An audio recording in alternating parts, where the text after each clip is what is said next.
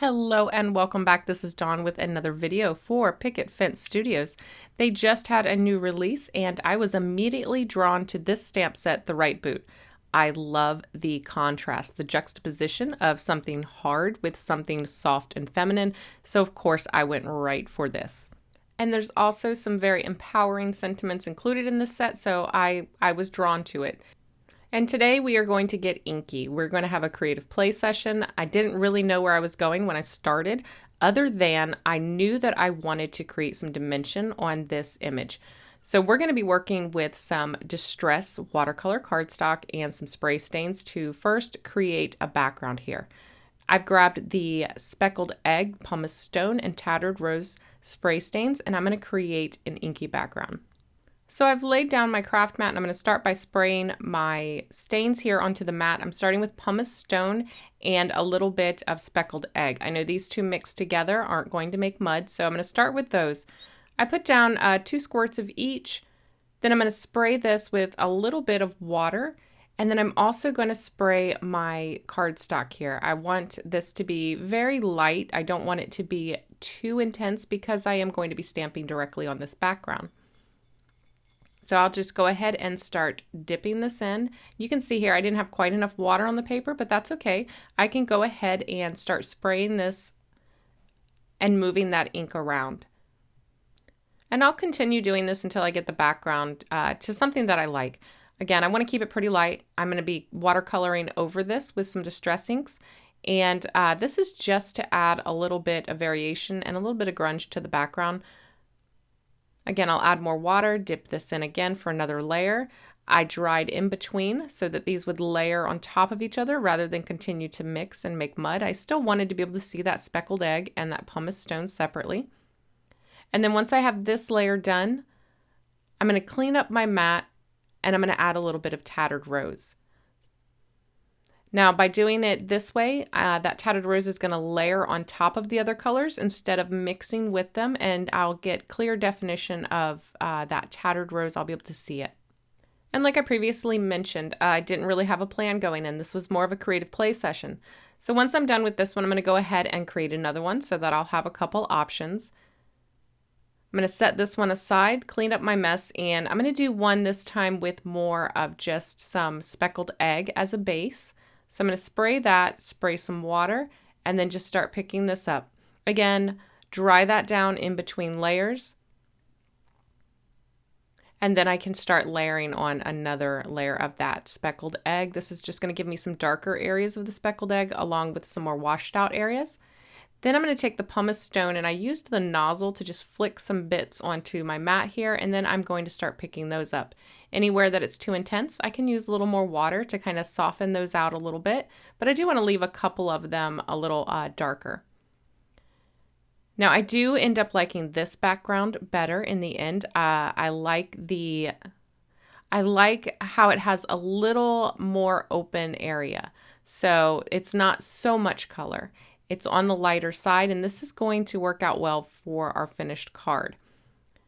So again, I put down a little bit of the tattered rose, again using that nozzle, and this time I added in just a little bit of walnut stain, and I'm being very decisive about where I put this.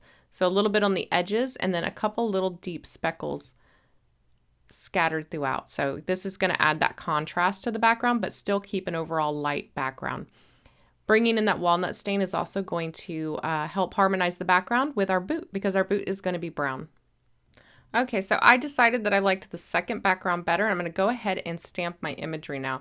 I'm using my MISC and some Ranger Archival ink in black, and I'm stamping this on the left side of my panel here so it hangs off just a little bit.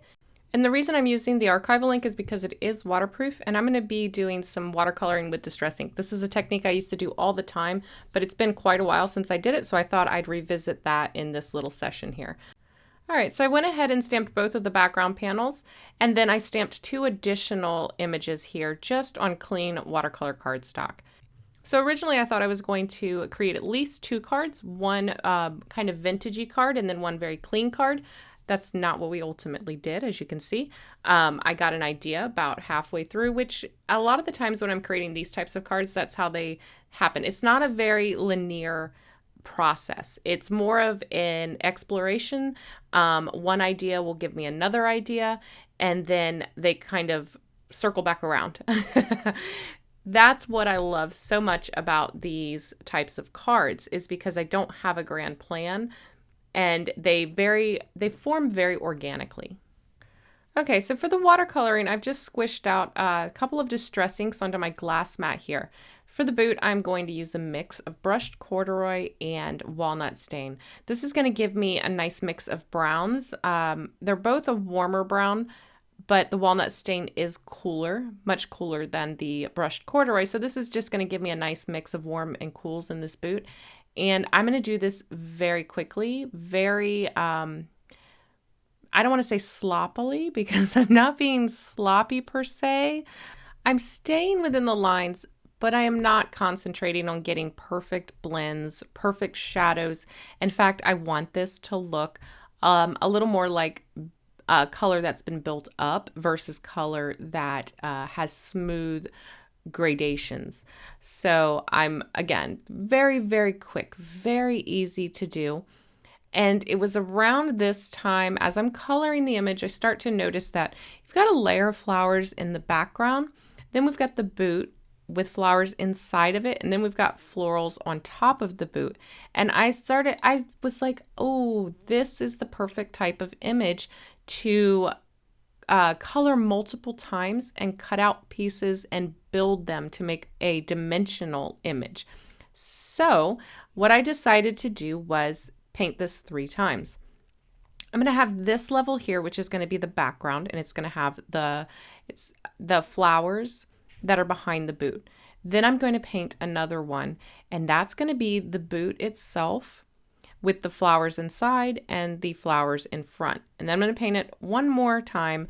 And for that one, I'm going to cut out everything from the tongue of the boot forward. So the front half of the boot and the flowers in front. We're going to adhere those one on top of the other, and it's going to create this dimensional 3D image. So this is a perfect technique for any image that is drawn in perspective like this, where you have things in the foreground, the middle, and then the background. Very, very easy to add dimension to these types of images. Plus, it would just be a whole lot of fun. Now, since I know that most of this image is going to be covered, I can go ahead and start figuring out my color combos here. Most of this is going to get covered up by the next layer, so I can kind of test out what colors I want to use in the end. So I'm going to go ahead and show this entire painting, even though we're going to cover up most of it. I'm going to show you how I painted this one, because we're not going to paint the other 2 on camera, because it's the exact same process. So I'm painting 1 layer for everything, letting that dry, and then I will come back and add just little spots of a second layer. So here you can see I'm drying this down. We've got our first layer in, and now we can start to build some of that color in some areas. I'll come in with a second layer, deepen up some of the shadows, but again, I'm not trying to get blends here. I'm just adding darker spots of color, just for some contrast. Doing that to the boot. I'm going to do the same thing to the flowers. The sole here, I was originally going for like a Doc Marten sole, but I decided I wanted some contrast. So I grabbed some black soot, and I'm going to make the sole of this boot black. I just think it'll fit better with the design to add some of that contrast in there, although I do love me some Docs. I'm going to age myself here, but I think Docs were the first thing, I think they were the first shoe that I bought myself with my own money that I saved up, and I loved those Docs. I wore them with everything. So yeah, I'm a Doc girl. I love them. All right, so I'm just going to continue around this image, adding some little spots of darker color again for that contrast, just bumping that contrast. And again, practicing for the next 2 images. I can work out any kinks here. Speaking of, here are all 3 finished watercolored panels. I think that these would look absolutely beautiful. Just slap your sentiment on, you could be done. But again, I had that idea now at this point, and so we've got to bring it to fruition. Okay, so we got to build up this background. We can't just have the boot in the background. We got to add some interest to it. So I'm going to grab some of the sentiments, one of the sentiments here from the set. This says it's a Marilyn, something about Marilyn, I believe, Marilyn Monroe boots. I can't remember exactly what it says, you guys, but it's very small, very, very small. And it's a perfect candidate to stamp in the background. And we're going to make this look like it is much bigger area of script than it actually is. So I'm going to ink this up with some, what did I use? Frayed burlap, Distress Oxide. I'm going to spray it with water, and then I'm going to stamp it. Now what this is going to do is it's going to kind of blow out the writing in some areas, so it's going to be completely illegible.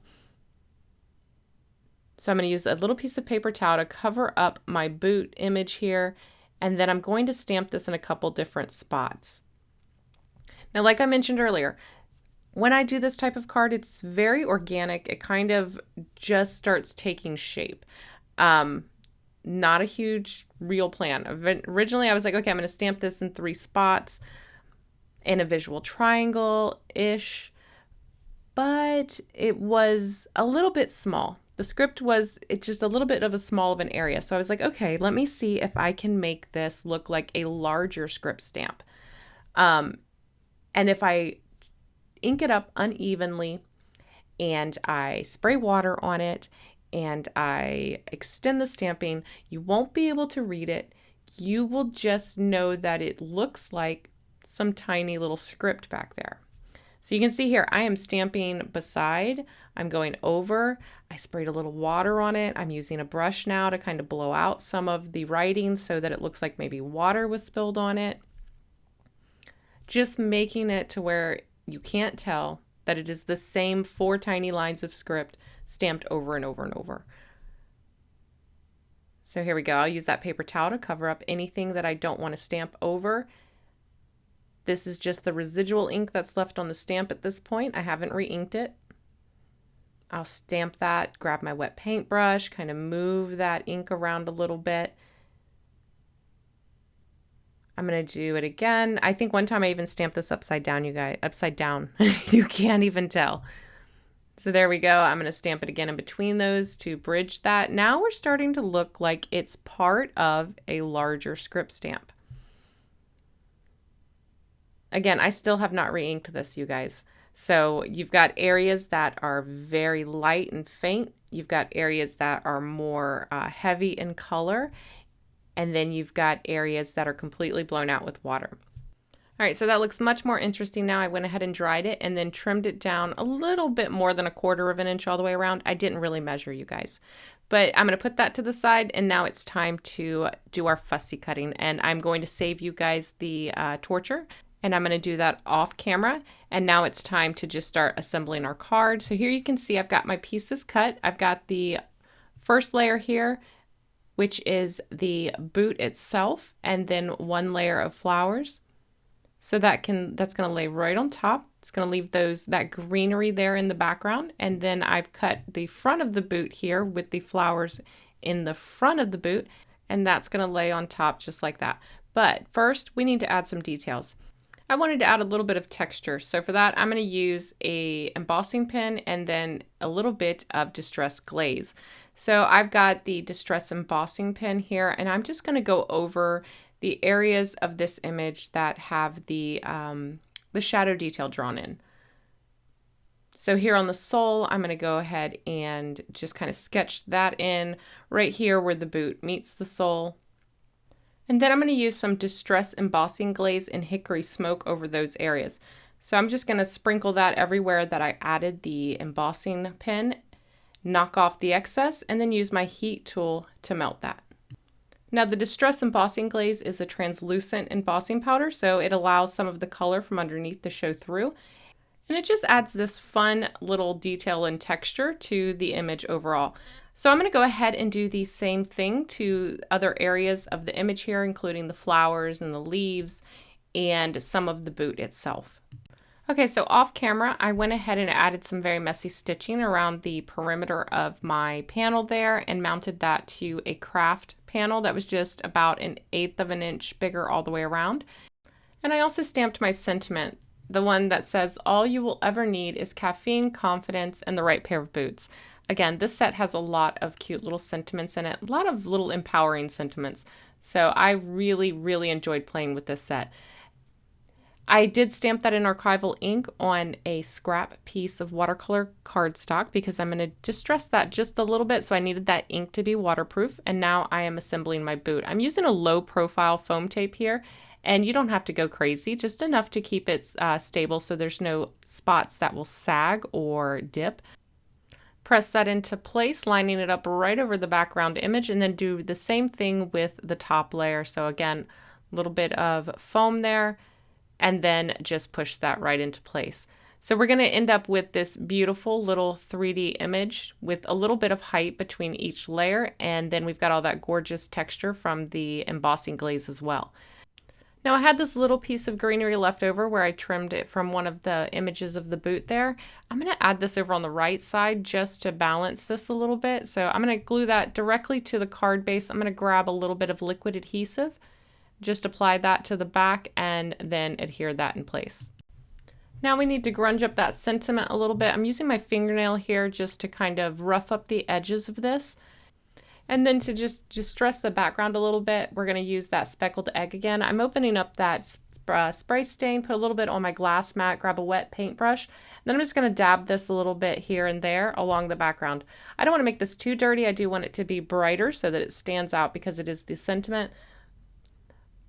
But I can always control how much I'm adding by using my paintbrush. So here I've grabbed some of that frayed burlap as well, and I'm just going to put this along the edge, only where it's going over the areas of the background that have that frayed burlap there kind of blown out from the text. Just make it look a little seamless. Add a couple little splatters, and then I'll mount this on a scrap piece of craft cardstock to kind of match the matting that we have on our main panel. So that pretty much finishes up all of the pieces for the card. Let's go ahead and review the finished card. And I absolutely love how this turned out. Here you can see when we tilt it in the light, you can see all of that texture from the embossing glaze there. You can add as little or as much as you'd like, but I love that I love how it deepens up some of the colors too and adds a lot more contrast. There you can see all that dimension that we added by cutting several layers of this image. The interest in the background by creating our own larger text. And then here afterwards, I added some hand stitch details. So I just used a paper piercer to poke some holes and then just stitch that with some thick thread. And that is today's card. So hopefully you guys enjoyed today's video. If you did, don't forget to give this a thumbs up. If you're not already, be sure to subscribe so you don't miss any future videos. If you're looking for any of the featured supplies, make sure to check the description box below. I'll have links to everything used in today's video. As always, I want to thank you guys so much for watching, and I will see you next time. Bye.